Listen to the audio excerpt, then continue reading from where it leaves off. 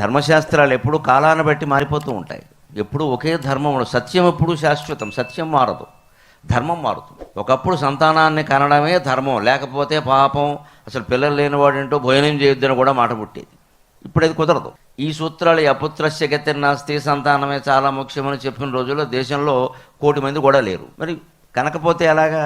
పైగా విచిత్రం ఏంటంటే అందరూ మహాజ్ఞానులు, యోగులు, శంకరాచార్య లాంటి వాళ్ళే ఉండేవారు. ఎవడు పెళ్లి చేసుకునేవాడు కాదు.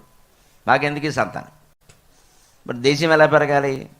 బ్రహ్మదేవుడు సృష్టించింది పెరగడానికి కానీ ఆగిపోవడానికి కాదు కదా. అందుకని వాళ్ళే పుట్టిస్తారు ఇవన్నీ.